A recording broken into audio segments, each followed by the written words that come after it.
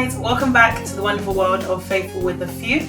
Today's video is going to be about relationships as per the title, but I've gone for a bit of a different spin on the topic of wedding, marriages, all of that kind of hoo-ha. And the topic is always the bridesmaid, never the bride. I've been bridesmaid about 3 times now, and my brother always says it to me for banter, but it's just like, he always says, Tolu, always the bridesmaid, never the bride. And sometimes I'm in my feelings because I'm like, yeah, it's true. How comes I'm always the bridesmaid, I'm never the bride? However, you leave it to God and all that kind of stuff. And I've done other videos about relationships before. However, when the Tiwa Savage T-Bill story broke, and we all found out about, edible catering, we all found out about the kind of emotional abuse, we all found out about the difficulties in their marriage, which were really sad.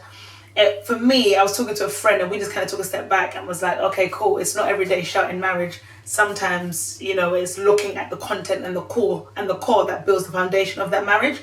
And so obviously it was really sad to hear all the kind of things that Tiwa Savage had been going through and T-Bills, because they both have their side of the story and they both know what their truth is. God knows what their truth is. And as Christians, we shouldn't revel in other people's unfortunate kind of situations, but rather pray for them and hope the best for them. But at the very core of that, let's just go on based on what T-Bill said for the beginning. He kind of painted a picture of Tiwa being this big independent woman who had deserted her role as wife in her household. Tiwa had painted a picture of T-Bills being the kind of man who did not play his role as a man. Either way, they both felt like they weren't playing their roles.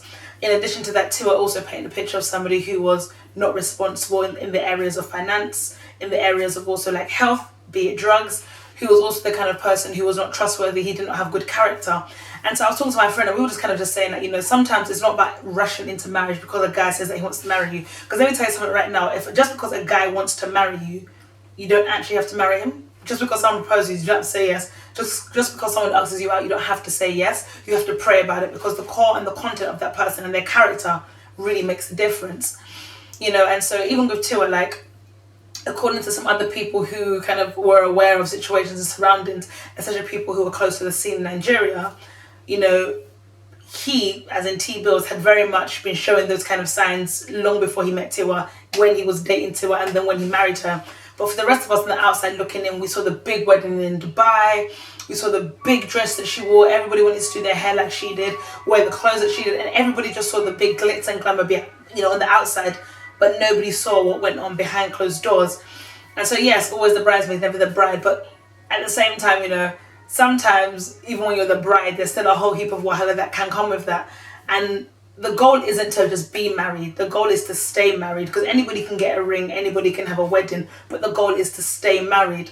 And that's why the kind of the singlehood phase and the phase of getting to know somebody is so important, because the kind of things that you permiss while you're courting, you have no right to argue about or complain about when you're married.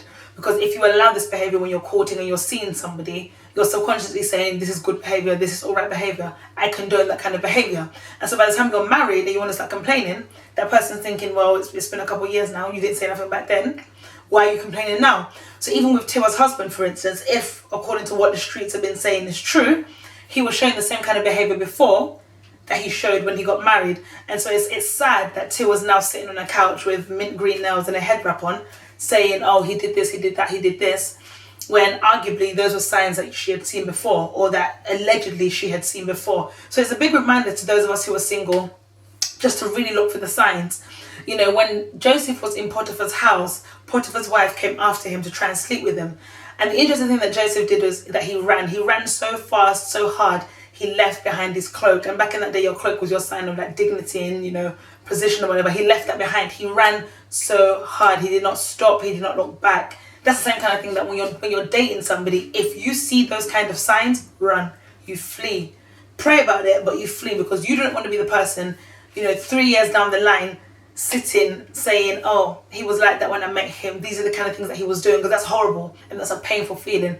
So sometimes, yes, sometimes it's bridesmaid and not bride, because you're not ready to be, a bride, or you haven't found the person who you think is the person who has what it is that you've prayed for and you're seeking after.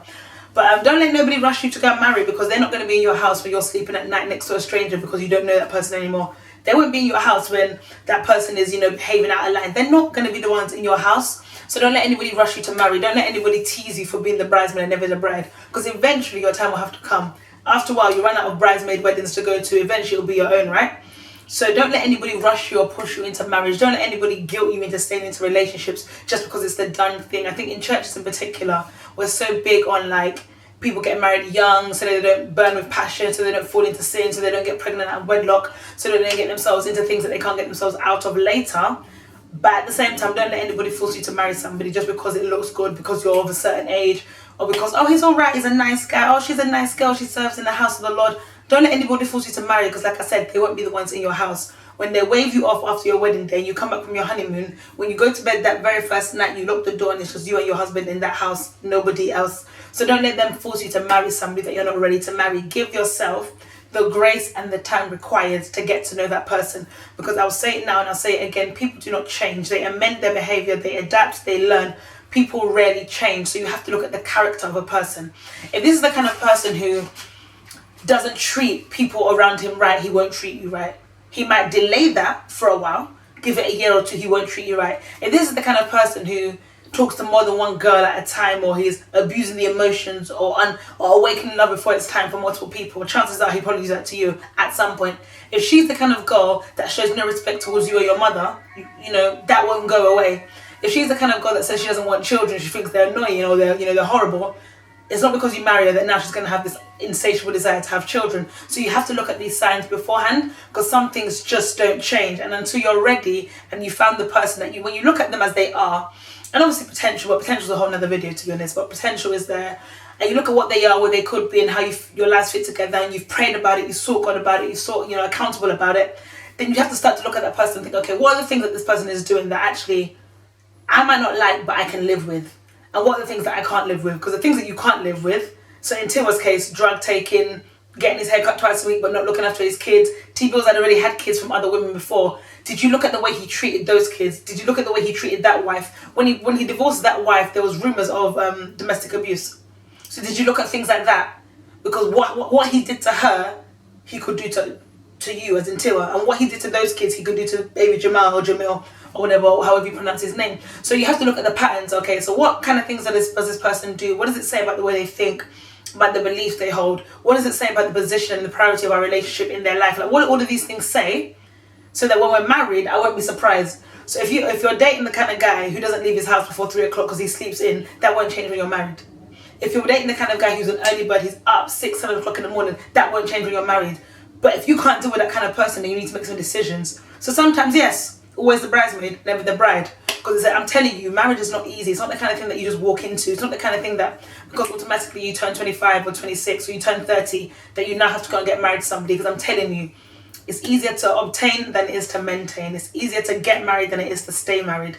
Christians are not immune from the stresses of marital, marriage in general. Christians are not immune from divorce. The rate of Christian divorce and marital and divorce outside of the Christian faith is more or less similar. I think it's 33% in-house in the Christian, in the church, and 37% outside. So Christians are not immune from the same things that break down marriages. So open your eyes and open them well. The Bible says to watch and pray. So while you're watching while you're praying, be watching, because God will reveal some signs to you. And I'm telling you, nobody wants to be that lady or that man who in 5 years' time, 10 years' time says, if only I'd known, because to some extent you did. So you have to open your eyes and really be careful. And you also have to be prayerful. I mean, one thing you should never do, man or woman, is to downgrade your expectation to meet your reality. Don't forget the things that you prayed about. So if you prayed for a man who was of a certain kind of caliber standard, who did these kind of things, who longed after God. If you prayed for a woman who was these kind of things, maternal, she was your friend, she had your back, she was submissive, whatever you prayed about, don't downgrade that expectation to meet your reality, because you met somebody who is kind of 50-50, maybe they're even 75%, but they're not the full 100. Don't downgrade your expectation to meet a reality, because there'll be a day when you get to the altar and they'll say, I do. And in heavens, you are sealing a covenant between God and your husband and your wife that you are now becoming one person. So it's a very dangerous thing to say yes to that if you're not sure. So don't downgrade your expectation to meet a reality. Keep praying until the person that God sends you comes. Because if you've waited on God faithfully, I'm telling you, a day won't hurt. Now, I'm a hypocrite. It's easier said than done. But I'm telling you, you'll know when you're settling. And the pressures of life will make you settle. Time, friends, what people are saying. You want to have kids, you want to leave your house quickly. They'll make you settle, but don't settle, because I'm telling you, And Ishmael is so much, it's just not worth it. Wait for your Isaac. And all of my friends who are married and who have gone through relationships with other people before they met their husbands or their wives, or who had ups and downs, or who had been betrayed by guys, or girls had been messing them around, or people had always told them certain kind of things, they always say that in the end it is worth it. When you wait for your Isaac, when you wait for your God appointed, God destined, God ordained spouse, it is always worth it. So this is just a quick encouragement that shout out to you if you're always the bridesmaid and for a season you're not the bride. Shout out to you if you're always the groomsman and for a season you're not the groom. Eventually your day will come. I'm telling you, eventually. It's just a matter of, you know, time. As my sister's friend gave an analogy which I really loved, like, you know, marriage and weddings is like a birthday. Everybody eventually will have one. There's 365 days in a year. It just so happens that a day in March is my birthday. I can't then be, you know, jealous, upset, or beefing somebody because the next day isn't my birthday, or the next week isn't my birthday, or the next month isn't my birthday. Because why? Because the 364 days later, it will be my day again. It will be my turn. Same thing as marriage and weddings, or all the kind of things that people are aspiring to. Eventually, your turn will come. And when it's your turn, it will be your time. And when it's your time, nobody can steal your shine. So be encouraged about that. That's just a quick mild musings about that. Yeah, always the bridesmaid, never the bride. But sometimes you own it. And if you slay as a bridesmaid, keep slaying in it. Maintain your slay because you don't even know where you meet your husband. As a groom, stay sharp, stay fitted. Every girl deserves a fade, gentlemen. Every girl deserves a fitted suit, gentlemen. If you've got a beard, make sure it's on point. Make sure your haircut is slaying as well, because you never know where you're going to meet your girl either. I know that's really superficial, I know that's really vain, but I'm really joking. But yeah, so just be encouraged, guys, and yeah, I'll see you in the next video. Bye!